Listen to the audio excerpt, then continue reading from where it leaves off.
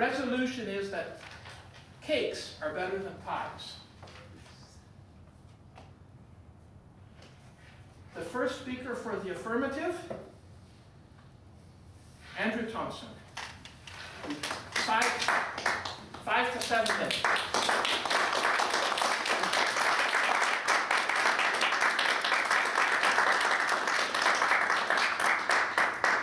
Timer. The lights are 5, 6, and 7. And if you go 7.5, clap the guy down. Now, I think we have some cameras that are being set up here. Would the camera crew please advise when they're ready? Ready.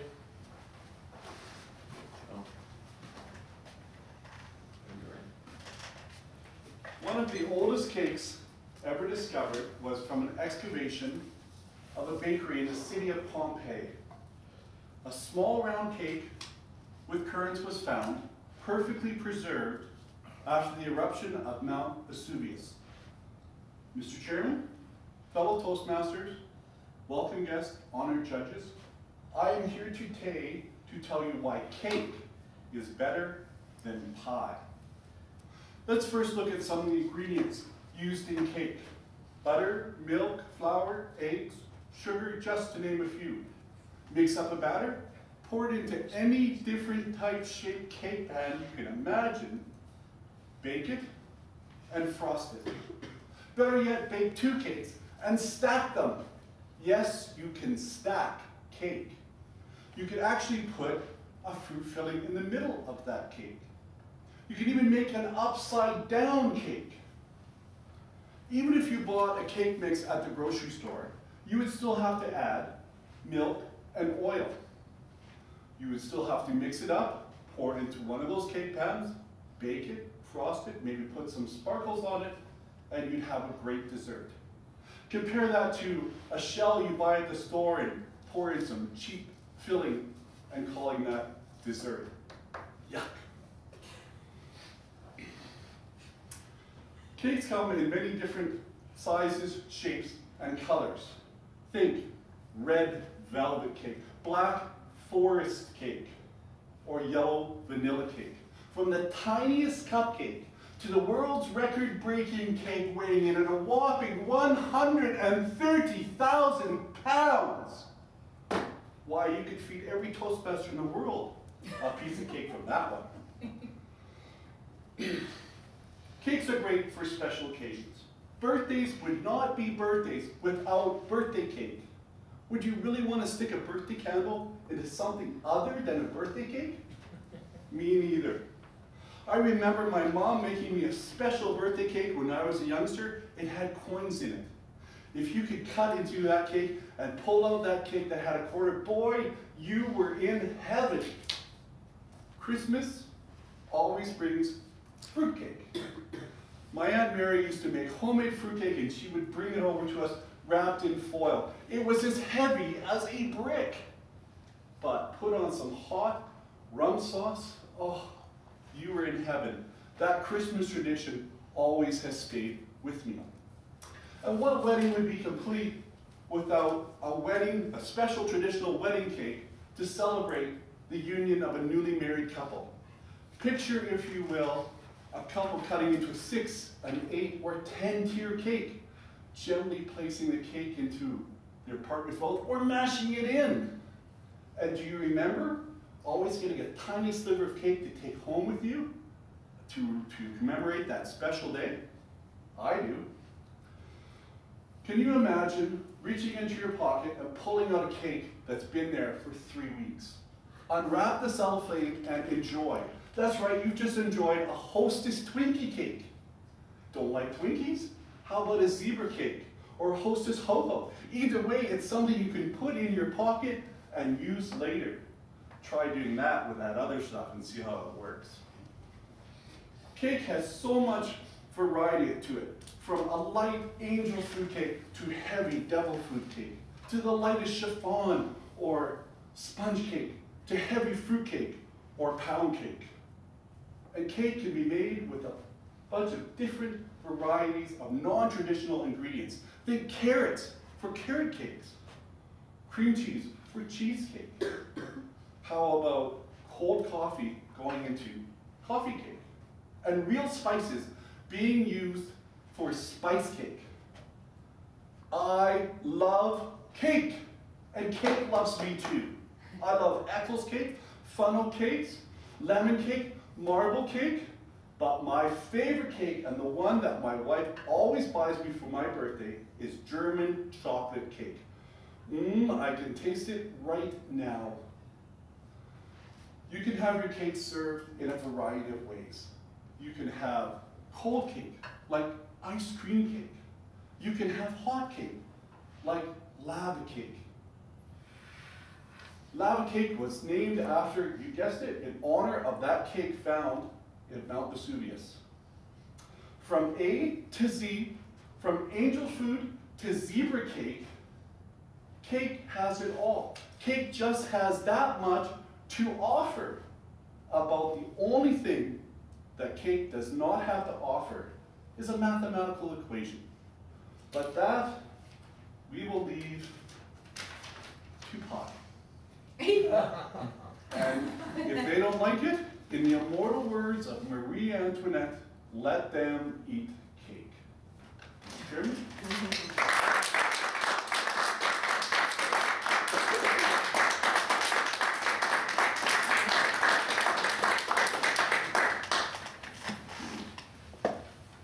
Thank you, Mr. Thompson. Our first speaker on the negative is Joe Kenyatta. Please help me welcome Joe Kenyatta.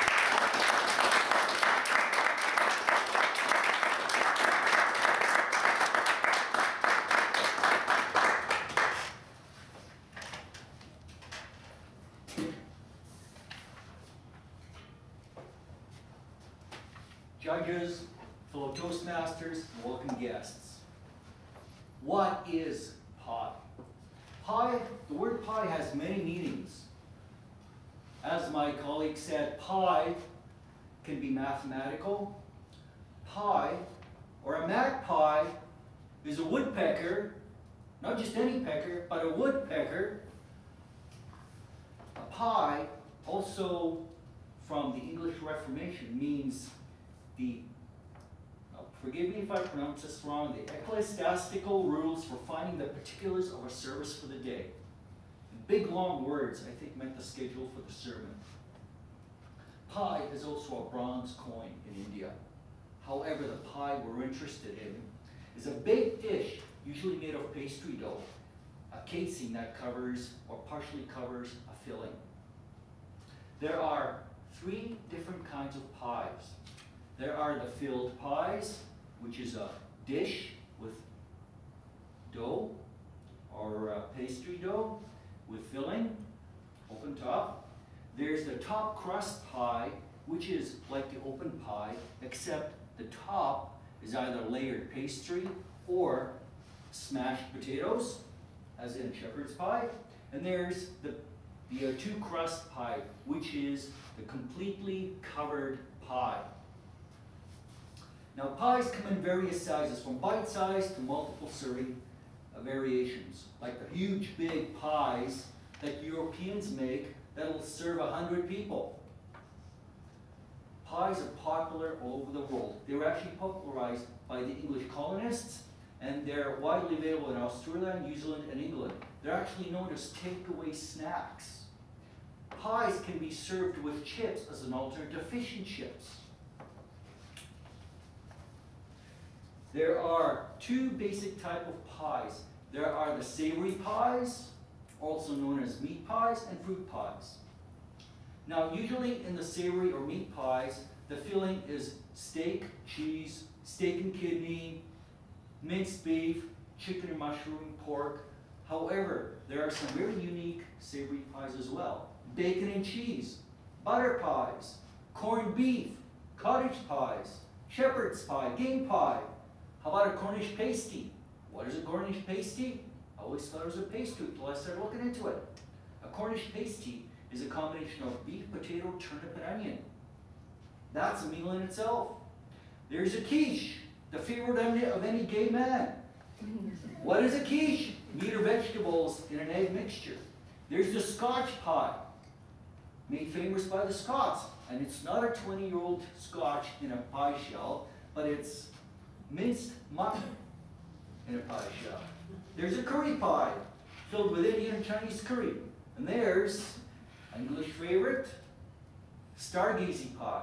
What is a stargazy pie?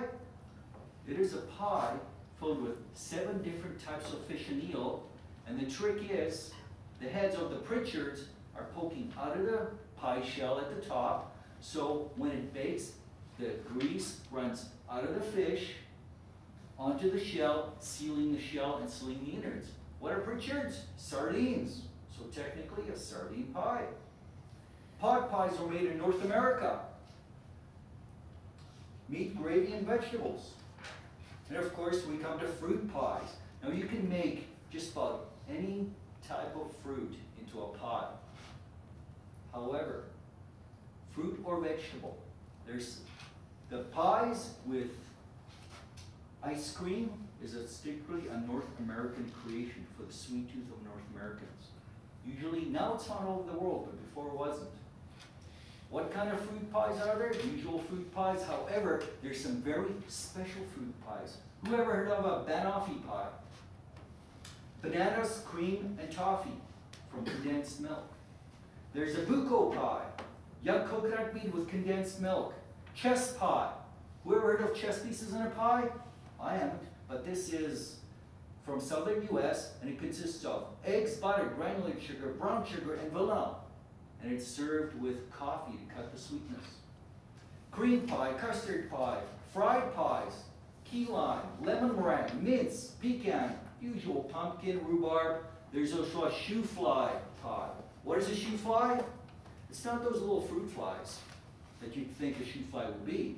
It is a pie filled with molasses. Sugar pie, sweet potato yam pie. Of course, tarts are a form of a pie. So's fruit flan.